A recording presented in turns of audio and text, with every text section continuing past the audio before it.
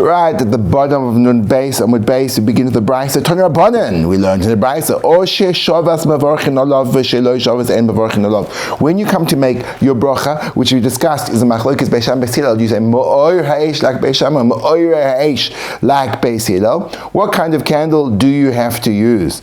Says the Brachos, it has to be a candle that rested over Shabbos, which means it wasn't lit on Shabbos.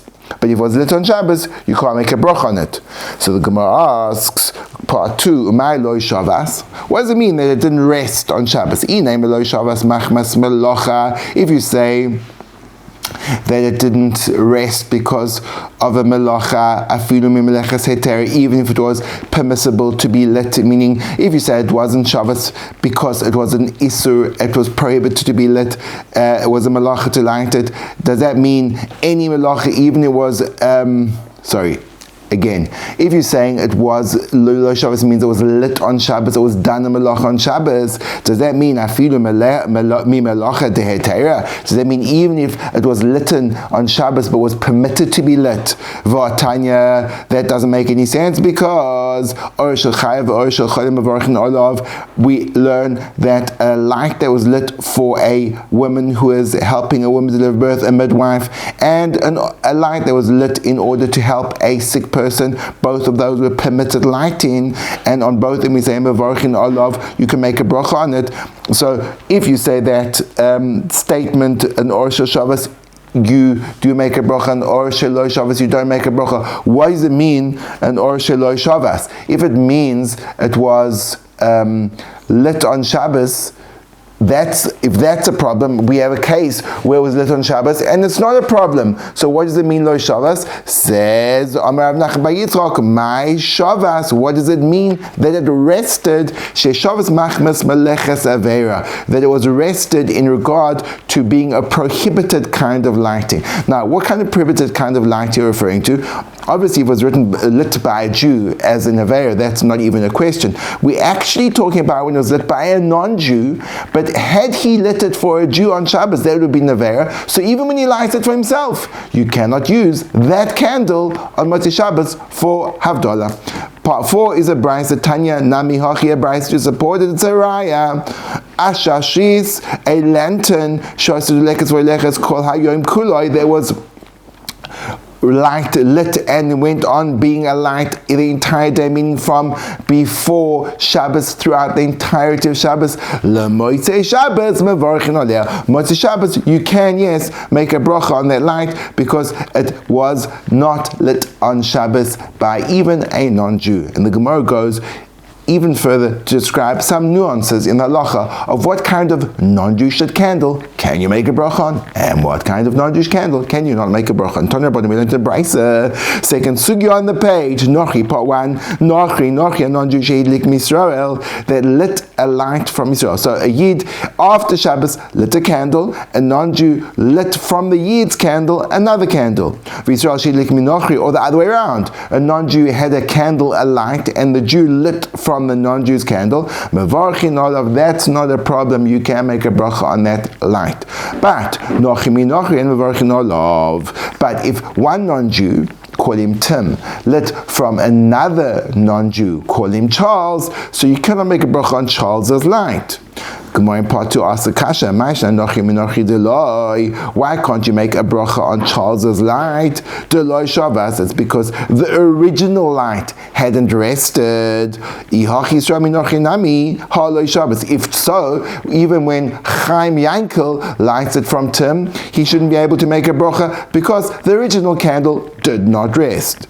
V'chitema suggested answer, which will be promptly rejected in part 3. V'chitema hach isur azalei v'achrina hu ubeda Yisrael kamis yalda. If you say the original isur went away and this is a new one and it is in the hands of the Jew, it becomes born, meaning the light in the Jew's hand is a brand new thing. The flame is not the same flame that was in the hands of the non-Jew. And therefore, the reason why it's permitted is because the Jew introduces a new kind of light. Part 4 is a prompt rejection. That which we learned in a Brisa, it actually comes up in the Gemara in Beitza, or beya, hamoitzi shall have a person took out a flame to the public domain. And this is in regard to the law of carrying. Now, in order to be constituted as carrying, according to Torah law, you have to take something which is resting in a private domain, pick it up, move it into a public domain, and put it down. The first stage is called akira, the uprooting, and the second one is called hanocha, the putting it down.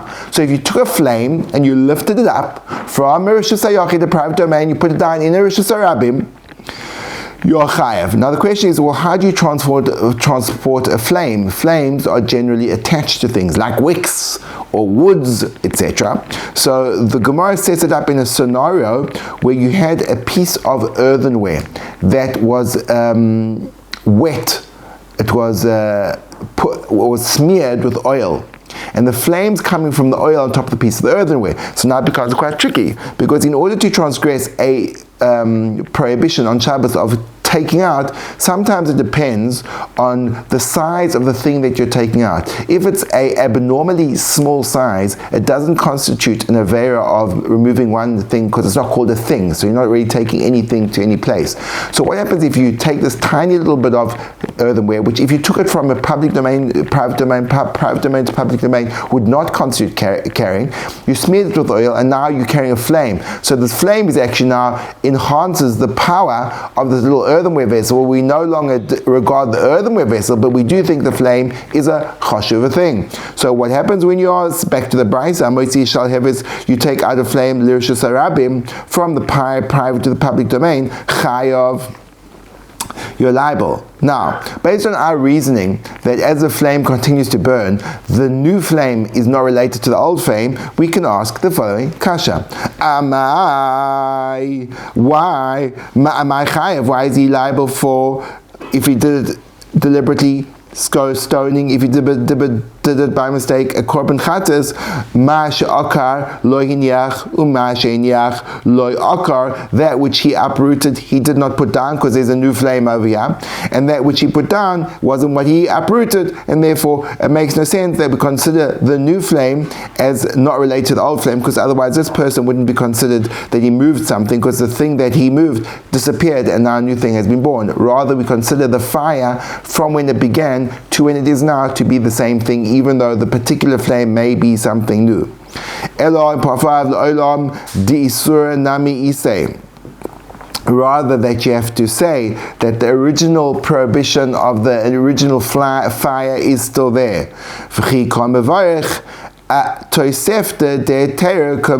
And therefore, when you're making a bracha on the additional heter, that which is mutter. Which would mean that the new flame that burnt after Shabbos ended, that's what you make in the bracha on. The pre-existing forbidden flame that still is somehow locked inside this flame, so that's not what you're making a bracha on. So Gemara says, well, okay, if we're saying that the new flame that is born on Motzei Shabbos is considered mutar, so what difference if I light from Yankel, or Yankel lights from Tim and then he waits for his new flame to go, or if he makes a bracha on the candle that Charles had lit from Tim. So of course, Charles's candle has got also heter in it. So what's the difference? The Gemara answers, the Gemara's kashi, nami. Also, Tim from Charles from Tim will be the same din. The Gemara answers, Ein hachinami. You're absolutely right. Yes, this is the case. It is not a problem, but rabbinically it becomes prohibited. Why? Gzeir mishum nochi rishon v'amud rishon. Gzeir because of the first non-Jew and the first literally pillar of fire, meaning the first series of flames that were burning after Motzei Shabbos, that would be a problem. In other words, as follows. If we allow you to make a bracha on Charles's candle that he lit from Tim, so that would help, perhaps in the course of time, over thousands of years and millions of different places, there could be scenarios where you'd actually make the bracha on Tim's candle himself. Tim's candle itself is not a problem unless it's immediately after Shabbos. Well, there you go. That's a problem. You could come into a situation where you make a bracha on Tim's candle immediately after Shabbos, and there hasn't been enough time to create a new considerable amount of flame, and that would be a problem, and therefore we prohibit across the board Nochri mi Nochri, a non-Jew from a non-Jew. And we go next into the third sugya in the page. Tanu Rabbanon. We learned in the Brachos, Chutz lekrach. You were walking outside of a city, V'ra'or, and then you saw a light, and you wanted to make a bracha because it was Motzei Shabbos, and you hadn't yet made the bracha on the light for Havdalah. Now, what's the din? The din is as follows: Imrov Nochrim. If the majority of the people in this town are not Jewish, you do not make a bracha. But if it's a majority Jewish, you do make a bracha. The Gemara part 2 raises a problem. This is internally problematic. You said you need a majority of non-Jews in order not to make a bracha. But if it would be evenly weighted, you would make a bracha. Yet the sefer of the very self Brachos says, if there's a majority Jews, then you can make a bracha.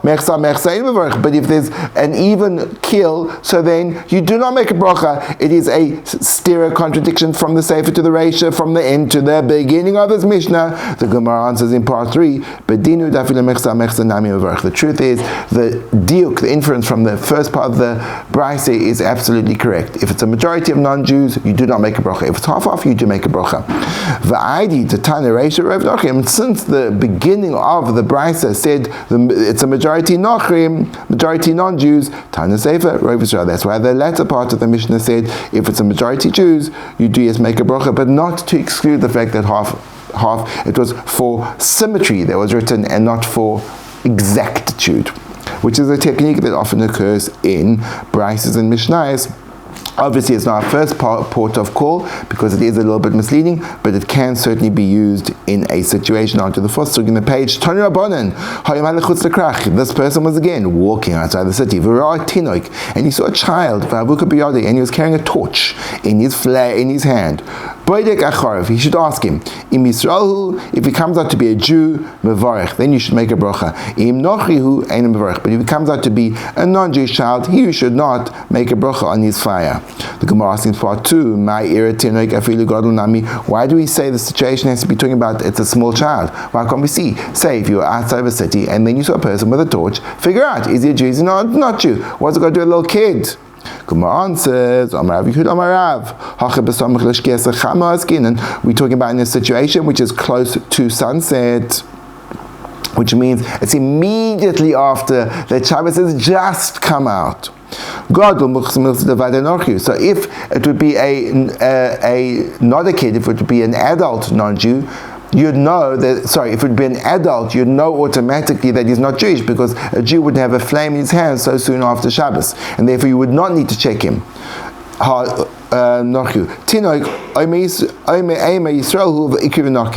if it's a kid, you could say he's a Jewish kid, and it happened to be that he has somehow got hold of his flame. He's not so much aware of Shabbos, not Shabbos, and therefore it could be that he just made an error as a small child, and he was carrying a flame, which perhaps even was.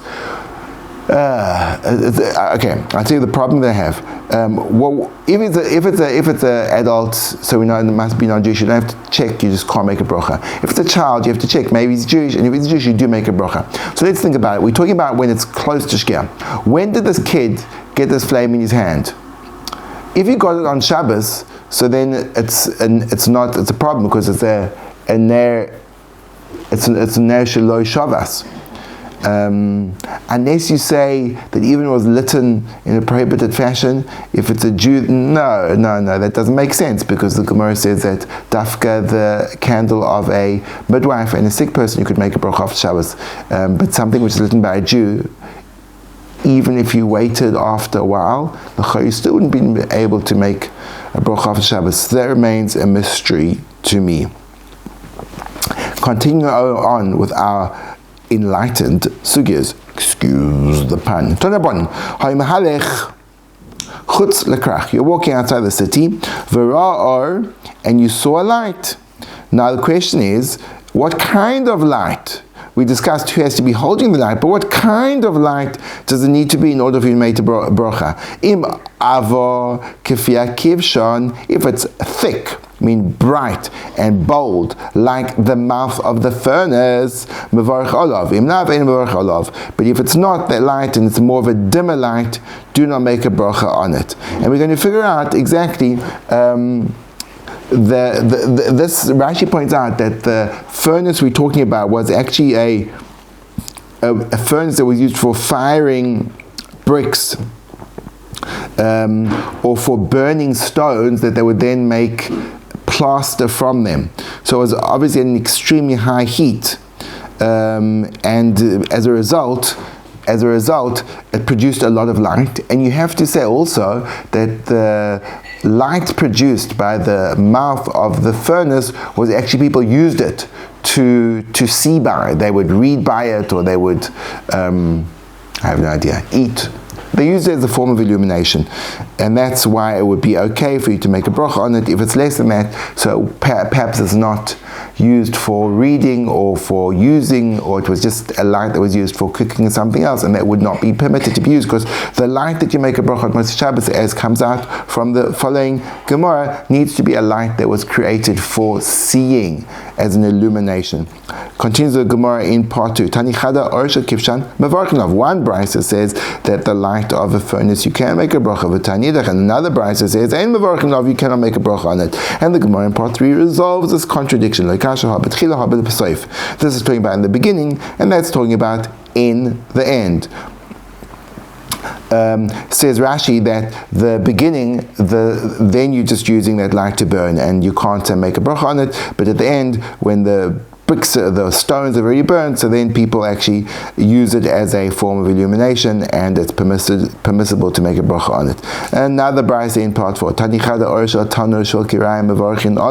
one brisa says that the light of a stove and of an oven in a stove, you can't make a bracha on. And yet another brisa says you cannot. In part 5 we resolve this contradiction. Same resolution, that when you first fire it up, then it's not just done for the cooking, for the need of the oven and the stove itself, but once it's kind of got cooking, excuse the pun, so then you use it actually for light. Another brayse in part 6, so the one brayse says that the light in a shul or in a study hall you do make a bracha on, and the other Brayse says you don't make a bracha on it. In part 7 we give a resolution, like kasha. This is where there is an important person, and this is where there's no important person. It means as follows, that Rashi points out, if there's an important person, so the reason why they lit the candle was in his honor, but not to be used for seeing. Whereas if there's no important person there, so then it must be that the light was lit to be seen, to light up, and therefore you can make a bracha on it. The Gemara part 8 gives an alternative answer. Both cases are talking about where there isn't a chosh of a person. One's talking about where there's a shamish, a gabai, a sextant, the person that takes care of the shul. So if he's there, so even though there's an chashuv, but it's also for this person who's really kind of taking care of the maintenance man in the shul, and he needs the light. And when does it say you can't make a bracha on it where there is an adam chashuv, but there's no person who's taking care of the shul in the shul, and therefore it was only exclusively lit for the adam chashuv and not for seeing. In part 9, in the last teretz, ha dik chazana. Both cases are talking about where there is actually a person taking care of the shul. So there's an Adam Chashuv in both cases, an important person. There's also the Gabai in both cases. But one situation is when there is a very bright full moon. Another case, that's when you do not make a bracha, because they clearly doing it for the Adam Chashuv, because in terms of the Gaba, he could have done with the moonlight. And the other case is we do make a bracha, there's no moon, and therefore he needed the light, and therefore he can make a bracha because it's for light, and that draws to a close. That sugya, we begin a new sugya. Tanya Boden. How you Yoishiv Beis HaMedrash. So they were sitting together in the Beis HaMedrash. People were learning. people are learning, and everyone's steiging away in the Beis HaMedrash, and they brought in a candle to make Moirei Ha'esh. Beis Shammai says everyone should make a bracha to themselves. And Beis Hillel says no, one person should make a bracha for everyone. Because it says in the pasuk in Mishlei, when there are lots of people, Hadras Melech, there is the honor of the king. The honor of the king is Hashem. If you get a lot of people to make a bracha together, there is more honor than each one individually. So the Gemara asks in a two-pronged shaila in part 2. That's all well and good. Basically, on Mefarshi Timer, they explain their reasoning. Elo, rather, Beis Shammai my timer. But according to Beis Shammai, what is their reasoning? Part 3 gives us an answer. Kasavri mipnei bitul Beis HaMedrash. The Beis Shammai said, if you go and you stop everyone from learning all at once, and you say, Rabbi Zai, we're making Moreish, so everyone's going to be stopping to learn at once. Whereas if you have this candle and people make a bracha in their own time, there's less bittul Torah involved, people don't have to stop their learning. Imagine you're in the middle of a difficult process and all of a sudden you stop in order to say Amen to the bracha. So it's very distracting. Rather finish off the toasts and then you'll make the bracha when it comes to your turn, or you'll go and look at the candle. And therefore, it's because of the bittul Beis HaMedrash, bittul Torah, Beis Shammai said, even though he agrees to the notion that it would be better, but the value of Torah trumps it. And what does Beis Hillel hold? Something for you to think about. Tanya Nami Hachi, we have a brayso to support this. Shabeis Rabbi Gamliel, the house of Rabbi Gamliel, lo yo'emi marpeh. Bebeis HaMedrash. They would not say, we'd say Gesundheit or Zugesund, or if you're Aramaic, you'd say Asuta, or in English you say bless you, which is actually not equivalent to the other ways of saying what you say after a person sneezes in other languages. In other languages, generally you give a person a blessing for health.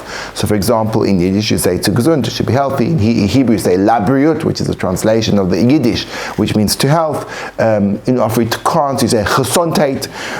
In English, the bless you, I don't know where that comes from, but in Hebrew you'd say marpeh, or in Aramaic asuta. So Beis Rabbi Gamliel, they would not say that, but Beis HaMedrash, because if your chavrusa sneezes and then you say bless you, so that's a distraction from your learning. Just keep on going. Now, obviously, if your chavrusa is extremely polite and he says, why didn't you say bless you? So you should say bless you, because then you're avoiding a bigger bittul Torah. Continues the Gemara and says, should not make a bracha, not on a candle, nor on spices that were used for the dead. Part 1, my timer, what is the reason that you can't make a bracha on a candle lit for the dead person or on these spices? The answer is, number 2, Ner was given to honor the dead person, and therefore not for lighting up the room. And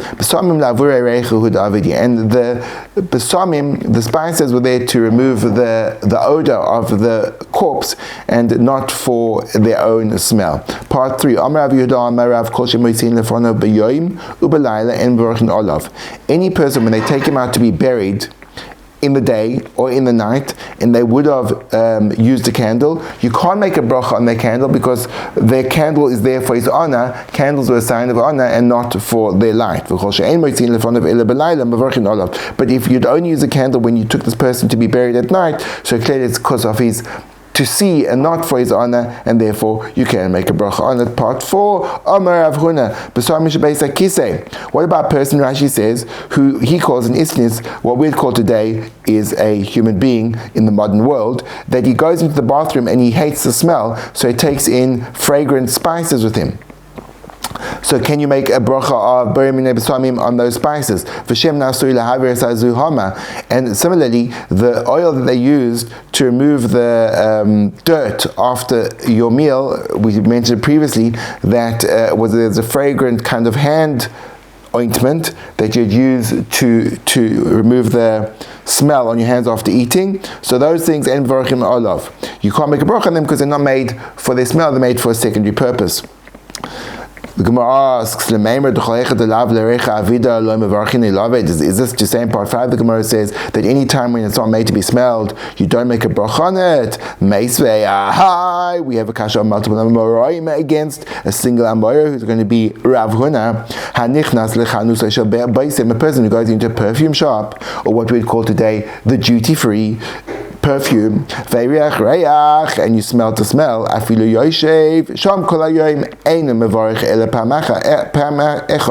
even if you're sitting there the entire day, or you make a bracha once, but if you go in and out, you make a bracha every time. So by the way, sorry, I correct myself. Even though there is definitely that fragrant perfume that lofts in the air of a duty free, we do not make a bracha of berei minei b'samim perfume. So this is the kind of back in the day perfume that you would make a bracha on it. Nevertheless, what comes out from this is over here. The reason why there's a perfume shop smells so beautiful is not because the perfumer wants you to smell it, he wants to sell his perfume. So even though it's not made for you to smell, it's made to sell, you still make a bracha. The Gemara answers, no, the Gemara says you are making an error. It's actually made for you to smell deliberately. Why? In order that people should smell it and they should come and buy from it. In other words, it's a marketing technique, and therefore the smell is an important component, and therefore you can make a bracha on it. On a new brisa, you're walking again outside the city, and now you smell the smell. If the majority of the people in the city are not Jewish, you do not make a bracha. But if it would be a majority of Yidden, you do make a bracha. Now, Rabbi Yossi, and Rabbi Yossi, he argues in the Tanakh, and he says, even if the majority is Jewish, you don't make a bracha because the Jewish daughters give incense for their magical spells, which is forbidden according to the Torah law, and therefore you can't make a bracha on that kind of fragrance. Now, by the way, the Gemara doesn't ask the seeming implied contradiction between the first and second part, leaves it and focuses on Rabbi Yossi. Interesting. The Gemara asks in part 2 a kasha on this brayso atukula l'kshafim mekatram, what all Jewish girls are doing magic with their incense. Havalei miuta l'kashafim. Atukula l'kshafim mekatram? No, of course not. Havalei miuta l'kashafim. Therefore, it is a minority that actually create the smell for magic. And there are some people that are making it to create fragrant smells in that's like as a laundry softener. You know, people, all these laundry softeners, they've got this fantastic smell, if you like the smell. And there was an idea back in the day when they used to have these, they used to put incense underneath the clothes as they dry it to give them a fragrant smell. So if you have some people doing it for magic, some people doing it for their clothes, comes out the majority is not made for smelling. And therefore, since it's a majority that's not made for smelling, you don't make a bracha, and that's the opinion of Rabbi Yossi.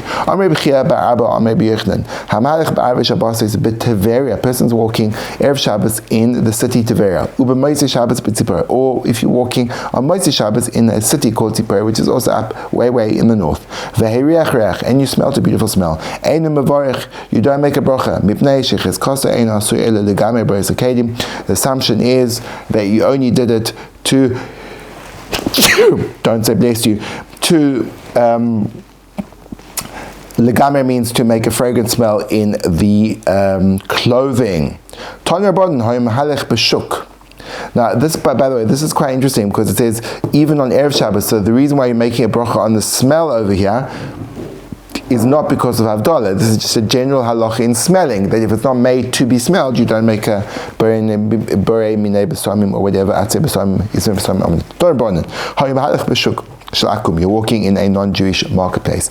Nisratze la'ariach, and you were going around and there was smells of things, Rashi says, that were no, Rashi doesn't say, sorry, but the idea is that it's a shuk sha'akum, so many of the smells, the incense was burnt for false idols, and you said, that smells gishmak, that is a sinner, even though it's not something that you did by eating or drinking or an action, but still it was a wrong thing to derive benefit, even by smell, from the aroma of the Avodah Zarah, Asur. And that concludes our Amud Shkoyach.